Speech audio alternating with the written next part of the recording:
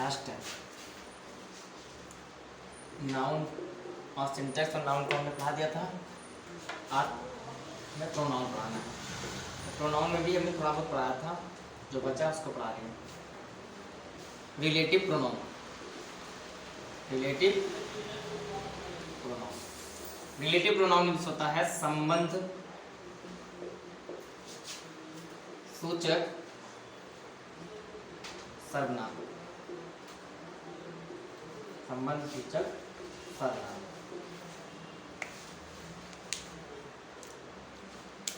होता कौन कौन सा है? Who at this time use with subject, sorry subject के स्थान पे यूज किया जाता है। Used place of a subject, subject के स्थान पे हु का प्रयोग होता है। दूसरा होता है विच, ये भी सब्जेक्ट के स्थान पे यूज किया जाता है।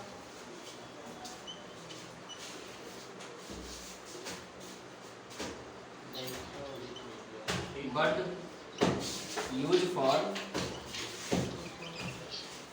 Non living things,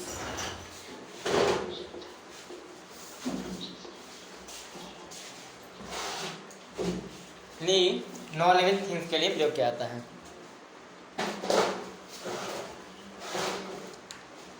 okay, ink डालना है इसमें, अगर हो इंक डालो तो।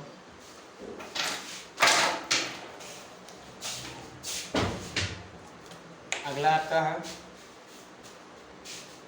whose, sorry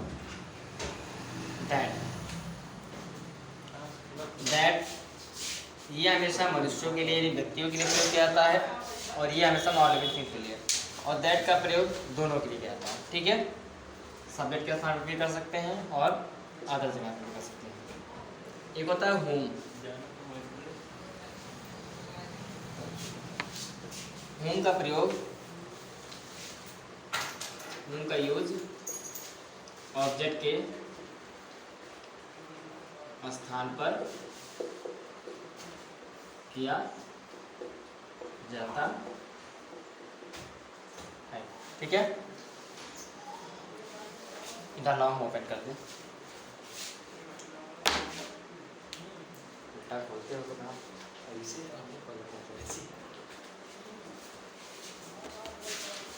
okay. हु का प्रयोग used place of a subject, which का प्रयोग used place of a subject but use for non living things, लेकिन सब्जेक्ट के स्थान पे यूज किया जाता है पर नॉन लिविंग थिंग्स के लिए। दैट का प्रयोग दोनों के लिए प्रयोग किया जाता है, और होम का प्रयोग ऑब्जेक्ट के स्थान पर किया जाता है। ठीक है, अगला था रिफ्लेक्सिव और emphatic pronoun.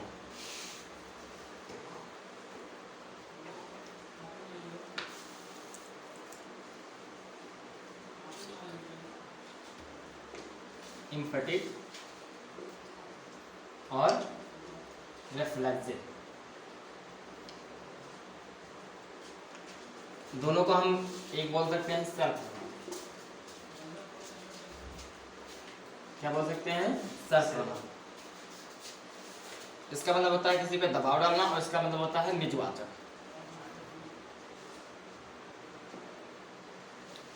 My self, yourself, ourself, himself, herself, itself, 1 2 3 4 5 6, herself, himself और themselves।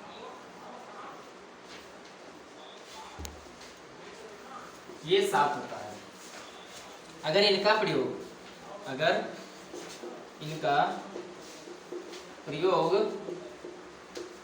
किसी मेन वर्ब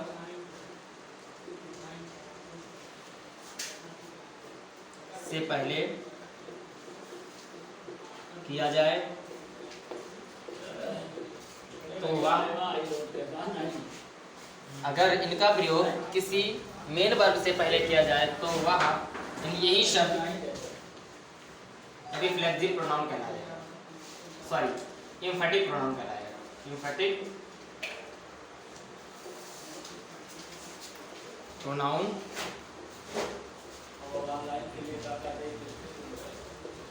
कहलाएगा। लेकिन अगर इनका प्रयोग मेन वर्ब या ऑब्जेक्ट के बाद किया जाए तो वह रिफ्लेक्सिव प्रोनाउन कहलाएगा। I think your pronoun is and. Okay, इसका एग्जाम्पल हम दे देते हैं आपको, एग्जाम्पल देख लो।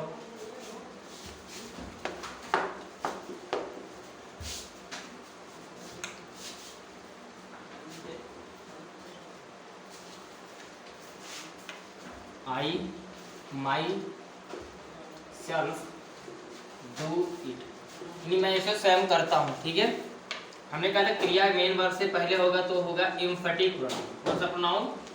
Emphatic pronoun.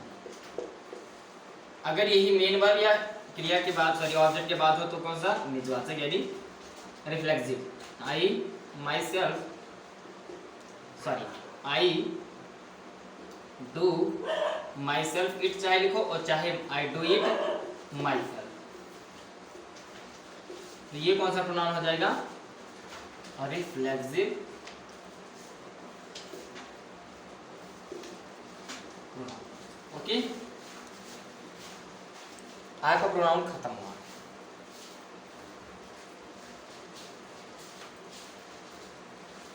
पढ़ाना है adjective.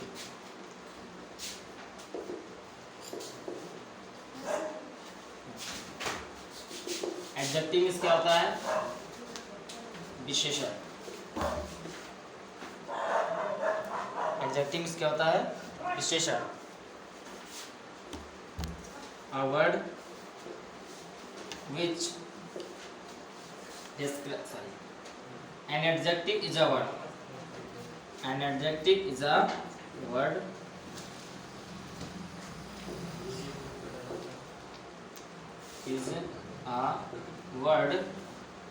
which describe a noun या pronoun। मैंने आपको बताया था कि नाउन और प्रोनाउन बताऊंगा और एडजेक्टिव की डेफिनेशन बताऊंगा और किसे बोलते हैं यही बताएंगे, उसके बाद हम टेंस शुरू करेंगे। ठीक है, तो एडजेक्टिव किसे कहते हैं? नाउन और प्रोनाउन की जो विशेषता बताता है उसे बोलते हैं एडजेक्टिव।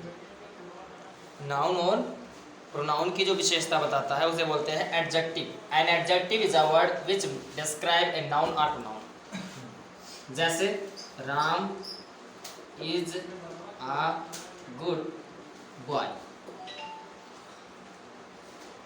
यानी बॉय आपका कौन सा नाउन है? कॉमन नाउन हो गया। और कॉमन नाउन की विशेषता यहाँ पे क्या हो गया? यानी लड़के की विशेषता होगी अच्छा। ये आपका एडजेक्टिव वर्ड हो गया। ठीक है, अगर कोई डाउट है कमेंट कीजिए, बताइए या ग्रुप में सेंड कीजिए।